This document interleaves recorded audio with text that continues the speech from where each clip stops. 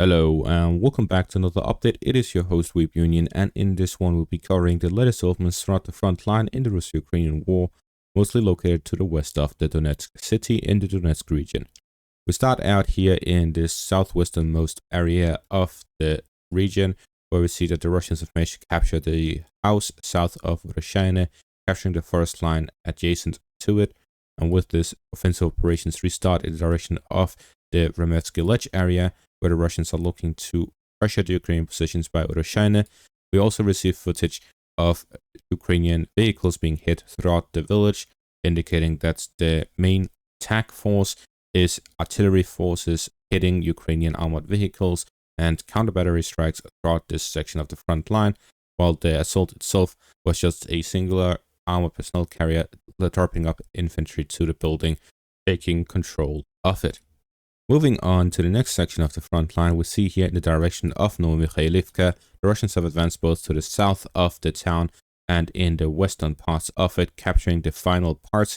With this, the Russians now will have 100% control over Novomykhailivka, and fighting will continue west of Novomykhailivka in the direction of Pereskovivka and Konstantinivka. To the southwest, there has been this small advance here by the Russians, about 3 square kilometers, allowing them to gain further control over the roads here to the south of Novomykhailivka, strengthening the supply roads towards Novomykhailivka to strengthen the push towards Konstantinivka, and connecting the road here to the northern parts, where they were able to push through in the western direction, following the control over the fortifications and heights here to the southwest of Novomykhailivka. The Russians are now capable of launching assaults towards the southern parts of Konstantinivka, and it's likely that the Russians will launch offensive operations by the road here to the south and in the direction of Pereskovivka to the north. Moving further north, we see here in the direction of Krasnoyarivka, the Russians have made an advance in the southwestern parts of the city. This leads to further control over the city by the Russians.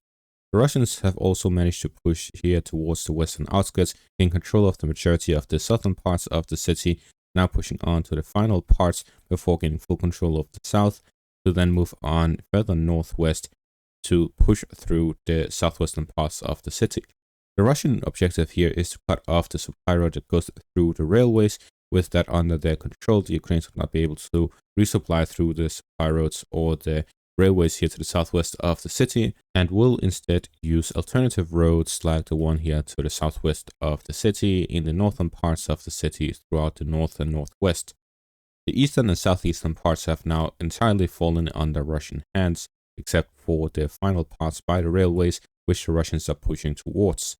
It is likely that the Russians will look to gain control over the southern parts of the city entirely before moving further north towards the fortifications and cutting off the Ukrainian fortifications and fortified positions east of the city from the city itself, moving on to the school area here in the central parts, gaining control over the industrial area, before moving on to the residential area in the northwest and northeastern parts of the city, and then finally moving on to the dacha areas and residential areas to the northwest of the city by the lake.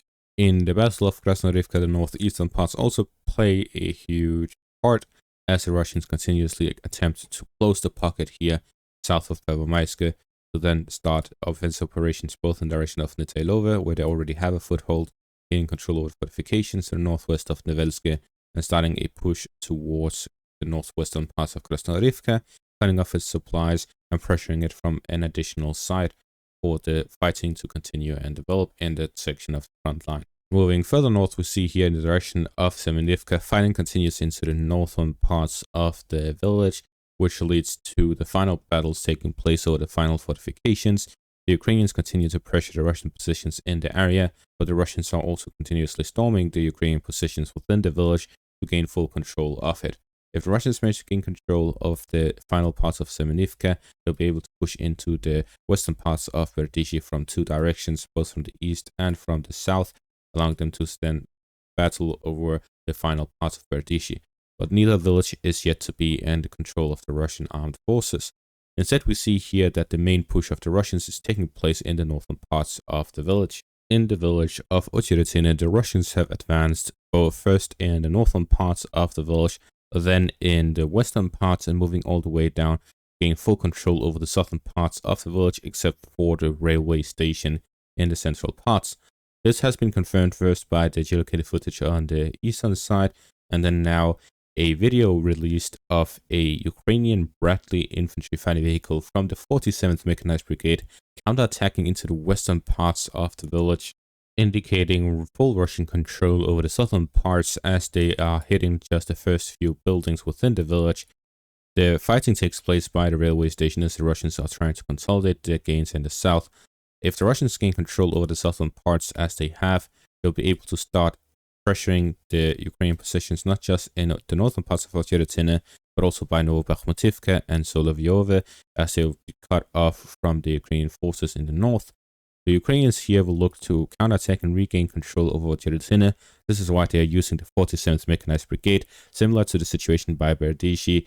It takes place after the 47th Mechanized Brigade was rotated out following the fighting in Berdishi after they had stabilized the positions there.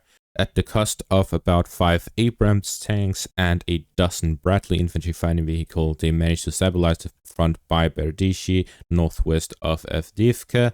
Following that, they were rotated out, and now they are being rotated back in due to the collapse of the southern parts of Ocheretyne. Ocheretyne was expected to be a village that the Ukrainians would hold on to with a lot of might. That is due to the significant position and the fortifications associated with the village. Despite that, the Russians have already captured the southern parts of the village in the span of just 3 days. And with this, we see that the Russians are heavily pressuring the Ukrainian positions by Ocheretyne, attempt to gain full control of it at a fast pace. And this has forced the Ukrainians to resend the 47th Mechanized Brigade. But the 47th Mechanized Brigade is now at a point where they continuously take losses. First in the south by Zaporizhia front, where they took losses in the Leopards, as well as in the southern flank of Avdiivka in the first months of fighting in that city. Then they were sent to Berdishi with the Abrams tanks, and now in Ocheretyne, where we're seeing the first Bradleys being sent to counterattack the Russian infantry. So with this, we're seeing that the 47th Mechanized Brigade has practically been used non-stop since they were commissioned throughout the front line in the hot spots of the front, where they're trying to plug the gap and hold the defensive line following their attempt at offensive operations. With this, we see that the situation is very difficult for the Ukrainians. The aid package from the United States of $61 billion has gone through Congress, but they still need to go through the Senate, which is scheduled to vote on it tomorrow, on the 23rd of April. Following that, Joe Biden will likely sign it at the same day. And after that, it will take about a week until the first aid arrives to Ukraine. That will be on the 1st of May. And in regards to that aid, there is this article here by the Wall Street Journal. In it, they talk about how the aid does not solve the main problem of the armed forces of Ukraine, the lack of personnel. It instead just allows the Ukrainians to hold off defeat by replacing personnel with material. As I have just mentioned, in the Battle of Ocheretyne, the 47th Mechanized Brigade is yet again being used. And this is a clear indication of the lack of personnel, not to mention the refusal of the Ukrainian government to sign a demobilization bill after 3 years of service. This means that the soldiers fighting from the first day of the war will not be decommissioned on the 24th of February. They will instead continue to serve endlessly. In that regard, there is this interview with Budanov through BBC News Ukraine. And in this interview, he talks about how the Ukrainian situation right now is very terrible, and it will become even worse in the mid of May. This is despite the additional aid being sent to Ukraine by the United States. And this is because Russians are likely to initiate their offensive operations there. It is likely that the Russian current situation is that they are already launching an offensive, but very limited in scale, and it will gradually increase as the weather conditions improve and as they continue to break through the Ukrainian defensive fortifications.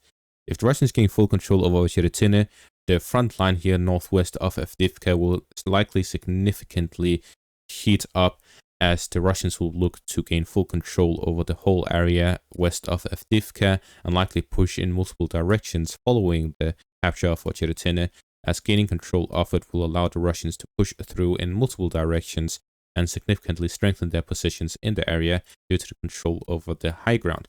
in a similar case in the region of Chasiv Yar, if the Russians gain control over Chasiv Yar, the battle over Konstantinivka will begin, as well as the Russians going to on their attack offensive in multiple directions to improve their conditions and offensive operations positions in the whole area. This is all following the Russians simply needing to gain control over these cities and villages, which they are already storming. The main problem for the Russians right now is the weather conditions. As long as the muddy weather continues, it's difficult for them to launch any sort of armored assault. They have launched some, but as I mentioned in a previous analysis, the weather conditions is the case during the muddy weather that 1 or 2 assault groups are allowed to push through the muddy ground before they actually start getting stuck.